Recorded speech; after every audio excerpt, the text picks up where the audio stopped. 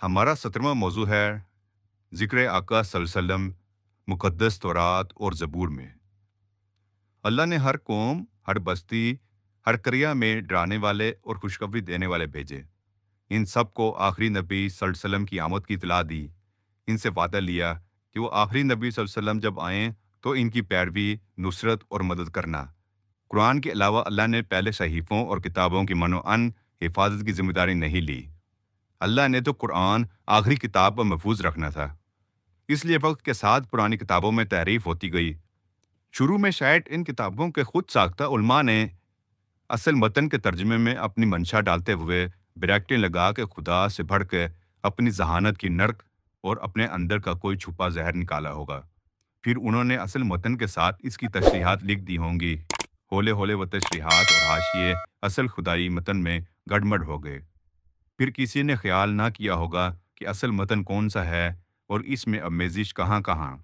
مگر ایک کسوٹی اب بھی ہے، سونے کی پرکھ کی انہونی کٹھالی، وہ یہ کہ ہر مقدس صحیفے، ہر الواحی کتاب میں خدا نے رسول اللہ علیہ وسلم کا ذکر کیا ہے اور اس ذکر کو محفوظ کر لیا، اس زمانے کے گرد کے حوالے نہ کیا، اس لیے کہ ذکر آقا صلی اللہ علیہ وسلم، ذکر رسول صلی اللہ علیہ وسلم خدا نے قیامت تک بڑھانا اور قائم رکھنا تھا۔ تمام انبیاء علیہ السلام جن کے نام قرآن مجید میں آئے اور وہ انبیاء بھی جن کے نام قرآن مجید میں درج نہیں، سب آقا صلی اللہ علیہ وسلم کی آمد کی نشانیاں، خوشخبریاں دیتے رہے۔ ان کے صحیفوں اور کتابوں میں یہ سب عبارتیں بڑی صراحت سے درج ہیں۔ وہ کتابیں تورات ہوں، زبور ہوں، انجیل ہوں یا دوسرے علاقوں کی مانی ہوئی مقدس کتابیں ہوں، جیسے ہندوؤں کی وید، پران، رامائن یا گیتا، بدھ مت کی کتابیں ہوں یا زرشت کا صحیفہ، چین کی کنفیوشس کی کتاب ہو یا قدیم امریکی کینیڈین یا یورپی خانہ بدوش قبائل میں پائی جانے والی آج تک رائج چلی آتی الوہی باتیں، سب میں آقا صلی اللہ علیہ وسلم رسول آخر کی واضح نشانیاں موجود ہیں جو ناقابل تردید ہیں۔ حضرت موسیٰ علیہ السلام پہ مقدس تورات اتری تھی۔ تورات کی بشارتیں بھی بہت واضح ہیں، اگرچہ یہودیوں نے بار بار اس میں تحریفات کی۔ سچ جھوٹوں سے نہیں مرتا، سچ ابھی تک موجود ہے۔ تورات کا عبرانی زبان میں اصل متن تو رہا نہیں۔ قدیم ترین زبان جس میں لکھی ملتی ہے وہ عربی ہی ہے۔ موجودہ تورات کی ایک آیت ملاحظہ ہو، خداوند سینا سے آیا، سعیر سے ان پہ آشکار ہوا اور وہ کوہ فاران سے جلوہ گر ہوا۔ تورات استثناء 3:2۔ کوہ سینا پہ تو اللہ کا کرم حضرت موسیٰ علیہ السلام پہ ہوا، ہم کلام ہوا۔ سعیر فلسطین کا وہ مقام ہے جہاں حضرت عیسیٰ علیہ السلام پہ رحمت خداوندی جلوہ گر ہوئی، جہاں ان کی ولادت ہوئی، اور پھر ان دونوں جلیل القدر انبیاء علیہ السلام کے بعد فاران کی پہاڑیوں پہ اللہ کی صفت عہدت اور فردیت کا ظہور ہوا۔ فاران کہاں ہے؟ مکہ میں، جبل نور اسی کا حصہ ہے، غار ہرا اسی میں ہے۔ یہ نہیں کہ یہ نام مکہ والوں نے بعد میں رکھ لیا، صدیوں سے یہی نام تھا فاران۔ تورات کے اندر ہی فاران کا حدود اربہ بھی لکھا ہے، اور وہ سارا واقعہ بھی جس سے فاران کا تقدس ملا۔ تورات کی آیت دیکھیں، اور وہ لاکھوں قدسیوں میں سے آیا، اس کے دانے ہاتھ پر ان کے لیے آتشی شریعت ہے۔ ایک جگہ تورات میں لکھا ہے اور فاران کے بیابان میں رہتا تھا۔ تورات میں ایک اور جگہ لکھا ہے، یہ نہیں کہ یہ نام مکہ والوں نے بعد میں رکھ لیا، صدیوں سے یہی نام تھا فاران۔ تورات کے اندر ہی فاران کا حدود اربہ بھی لکھا ہے اور وہ سارا واقعہ بھی جس سے فاران کا تقدس ملا۔ تورات کی آیتیں دیکھیں، اور وہ لاکھوں قدسیوں میں سے آیا، اس کے دانے ہاتھ پر ان کے لیے آتشی شریعت ہے۔ تورات میمینا سنت الانار 22-21۔ ایک دو تورات میں لکھا ہے اور فاران کے بیابان میں رہتا تھا۔ تورات کتاب استثناء باب 33 آیت 2۔ تورات میں ایک اور جگہ درج ہے، میں ان کے لیے ان ہی کے بھائیوں میں سے تیری مانند ایک نبی برپا کروں گا اور اپنا کلام اس کے منہ میں ڈالوں گا، اور جو کچھ اسے حکم دوں گا وہی وہ ان سے کہے گا۔ تورات استثناء 18:18۔ تورات میں آگے چل کے اللہ نے دھمکی بھی دی ہے، اور جو کوئی میری ان باتوں کو جن کو وہ میرا نام لے کے کہے گا نہ سنے گا تو میں ان کا حساب اس سے لوں گا۔ تورات استثناء 18:19۔ تورات میں آقا صلی اللہ علیہ وسلم کے لیے اتنے واضح اشارے ہیں کہ یہودی مدت سے آقا صلی اللہ علیہ وسلم کے انتظار میں تھے۔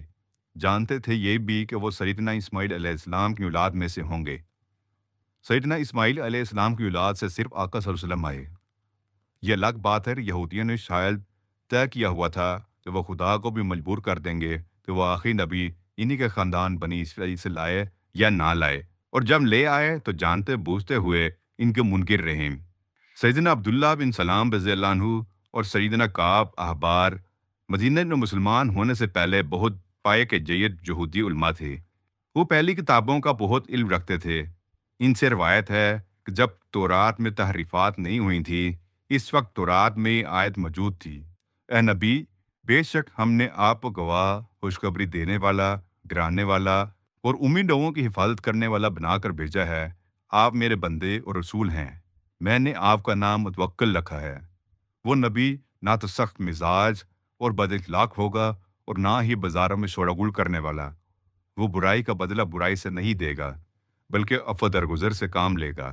اللہ اسے اس وقت تک وفات نہ دیں گے جب تک اس کے ذریعے ایک بگڑی ہوئی قوم کے زبانوں سے لا الہ الا اللہ نہ کہلوا کے انہیں راستے پر نہ لے آئیں۔ روز روشن کی طرح عیا ہے۔ یہ آیت کن کے لیے ہے؟ کون عفو درگزر کرتے ہوئے ایک بگڑی قوم کو اپنی وفات سے پہلے لا الہ الا اللہ پر لے کر آئے۔ میرے آقا صلی اللہ علیہ وسلم، ہمارے آقا صلی اللہ علیہ وسلم، رسول آخر صلی اللہ علیہ وسلم اور حضرت محمد رسول صلی اللہ علیہ وسلم۔ اور کون؟ حضرت داؤد علیہ السلام پہ زبور میں آیت اتری: تیرے بعد ایک نبی آئے گا، ان کا نام احمد اور محمد صلی اللہ علیہ وسلم ہوگا، راست باز، سردار۔ میں اس پر کبھی ناراض نہ ہوں گا اور نہ وہ مجھے ناراض کرے گا، اور میں نے اس کے اگلے پچھلے سب گناہ معاف کر دیے ہیں۔ ان کی امت رحمت یافتہ، جیسے گزشتہ انبیاء علیہ السلام کے انعامات سے نوازا ہے، ان پر وہ فرائض عائد کیے ہیں جو سابقہ انبیاء و رسول پر عائد تھے۔ وہ امت میرے پاس قیامت کے روز آئے گی، اس کا نور سابقہ انبیاء علیہ السلام کے نور کے مثل ہوگا۔ اے داؤد، میں نے اس امت محمد کو خیر الامم اور سب امتوں سے افضل قرار دیا ہے۔ ابن کثیر۔ ایک بار سیدنا صدیق اکبر ایک تجارتی قافلہ لے کر ہرقل کیسر روم کی طرف گئے۔ کیسر کے دربار میں بھی جانا ہوا۔ وہ آقا صلی اللہ علیہ وسلم کا نامہ بر پڑھ چکا تھا، سچ سے آگاہ تھا۔ سیدنا ابو بکر کو اپنے محل کے خاص دیوان میں لے گیا۔ قدیمی نوادرات سے بھرا ہوا وہ شاہی میوزیم تھا۔ دیواروں میں صندل اور آبنوس کی الماریوں میں دنیا بھر کے قدیمی خزانے تھے۔ پیلی زرد شمعیں روشن تھیں۔ کمرے میں عجیب الوہی زرد تقدس بھری روشنی تھرتھرا رہی تھی، کانپ رہی تھی، جیسے اس روشنی کی آنکھ نے کچھ دیر بعد کوئی ایسی شبیہ دیکھنی ہے جس کے احترام میں یہ ابھی سے اپنی مشلوں کی زبانیں پکڑ کر روشنی کی آنکھ میں خورشید اگانے کی سعی کر رہی ہے۔ ہرقل بادشاہ سیدنا ابو بکر کو لے کر ایک صندل کی الماری کھول کر کھڑا ہو گیا۔ صندل کی خوشبو لبان کا سرمئی دہکتا ہوا خوشبودار دھواں اور پیلی روشنی کے مچلتے ہوئے شعلوں کی بے تاب روشنی میں ہرقل نے اس الماری سے کپڑوں پر بنی ہوئی کچھ تصاویر نکال لیں۔ وہ تصویریں دکھاتا جاتا، انبیاء علیہ السلام کے نام لیتا جاتا۔ اچانک کمرے کی مشلوں میں شعلے اچھلے، روشنی کا ایک طوفان سا آیا، لبان کی خوشبو بڑھی اور ہرقل ایک تصویر ہاتھ میں لے کر ادب سے کھڑا ہو گیا۔ سیدنا ابو بکر رضی اللہ عنہ نے تصویر پہچان لی۔ وہ تصویر آقا صلی اللہ علیہ وسلم کی تھی، قدیمی ہزاروں سال پرانے کسی دبادے پہ بنی یا کسی درخت کی چھال پہ چھپی۔ سیدنا ابو بکر بھی کھڑے ہو گئے، دونوں کی آنکھوں سے آنسو جاری تھے۔ سیدنا ابو بکر نے پوچھا، کیسر روم سے کہ یہ تصاویر آپ کے پاس کہاں سے آئیں؟ ہرقل کہنے لگا، یہ حضرت آدم علیہ السلام کے خزانے میں محفوظ تھیں۔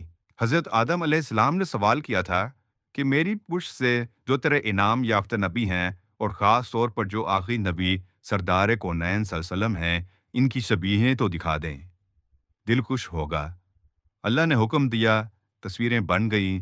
اللہ تو مصور بھی ہے نا، دکھا دیں۔ ذوالقرنین نے یہ نکالی، دانیال علیہ السلام کے سپرد کی، پھر سکینہ کے صندوق میں آئی اور مجھ تک پہنچ گئی۔ ابن ہشام۔ یوں ہی تو نہیں، قرآن پاک میں خدا نے ارشاد فرمایا، وہ لوگ جنہیں کتاب دی تھی وہ اسے ایسے پہچانتے ہیں جیسے اپنے بیٹوں کو۔ بے شک ان میں سے کچھ لوگ حق کو چھپاتے ہیں حالانکہ وہ جانتے ہیں۔ قرآن سورہ بقرہ۔ مقدس زبور میں تو خدا نے حق صلی اللہ علیہ وسلم کی سونی شخصیت کی تصویر کشی ہی نہیں تھی، بلکہ ان کی انہونی بے مثال پوری زندگی کی جد و جہد، پیغام، ہدایت، دنیاوی اور روحانی قوتوں کا بھرپور جمالی خاکہ بھیج دیا۔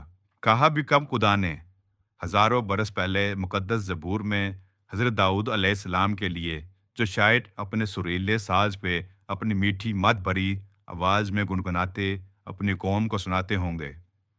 دیکھیے مقدس زبور کی یہ الفاظ: اس کی سلطنت سمندر سے سمندر تک ہوگی، بیاباں کے رہنے والے اس کی آگے جھکیں گے اور اس کے دشمن خاک چاٹیں گے۔ ترسیس اور جزیروں کے بادشاہ نظر اتاریں گے، سبا اور سیبا کے بادشاہ ہدیہ لائیں گے، سب بادشاہ اس کے سامنے سرنگوں ہوں گے، کل قومیں اس کی متی ہوں گی، کیونکہ وہ محتاج کو جب فریاد کرے اور غریب کو جس کا کوئی مددگار نہ ہو چھڑائے گا۔ وہ غریب اور محتاج کا ترس کھائے گا، محتاجوں کی جان بچائے گا، وہ فدیے سے ان کی جان کا ظلم اور جبر سے چھڑائے گا، اور ان کا ہون اس کی نظر میں پیش قیمت ہوگا۔ وہ جیتتے رہیں گے اور سبا کا سونا اس کو دیا جائے گا۔ لوگ برابر اس کے حق میں دعا کریں گے، وہ دن بھر اسے دعا دیں گے۔ زمین میں پہاڑوں کی چوٹیوں پر اناج کی افراط ہوگی، ان کا پھل لبنان کے درختوں کی طرح جھومے گا، اور شہر والے زمین کی گھاس کی مانند ہرے بھرے ہوں گے۔ اس کا نام ہمیشہ قائم رہے گا اور لوگ اس کے وسیلے سے برکت پائیں گے۔ جب تک سورج زندہ ہے اس کا نام رہے گا، سب قومیں اسے خوش نصیب کہیں گی۔ مقدس زبور باب 72 آیت 8 و ماہ بعد۔ کوئی شک رہ جاتا ہے، اس لیے تو ہمیں قرآن حکم دیتا ہے کہ پہلے سب صحیفوں اور کتابوں پہ ایمان بھی لاؤ۔ جن کتابوں پہ ایمان لانا ہے، ان کی ایک چھوٹی سی نشانی یہ ہے کہ ان میں میرے آقا صلی اللہ علیہ وسلم کی مداح اور پیشن گوئیاں ہیں، جو اللہ نے ان کتابوں سے مٹنے نہیں دیں۔ یہ خدا کی محبت کا تقاضا ہے، جس نے حکم دیا خدا اور اس کے فرشتے پیغمبر پہ درود بھیجتے ہیں، مومنو تم بھی پیغمبر پر درود و سلام بھیجا کرو۔ القرآن سورہ الاحزاب۔ یہ درود پاک، یہ مدار رسول صلی اللہ علیہ وسلم، یا آقا صلی اللہ علیہ وسلم کی شان میں قصیدے اللہ نے اپنے ہر نبی کے منہ سے کہلوائے، اپنی ہر مقدس کتاب اور آبرومند صحیفے میں لکھ کے بھیجے، دکھوائے اور محفوظ کیے۔ کائنات کا ذرہ ذرہ جہاں اللہ کی حمد و ثناء آتا ہے، وہیں وہ آقا صلی اللہ علیہ وسلم پہ درود و سلام بھی بھیجتا ہے۔ کسی کو سننے والے یہ ایسے کان ملے ہوں تو وہ یہ سنے اور خدا کی قسم شک نہ کرے۔ بہت شکریہ۔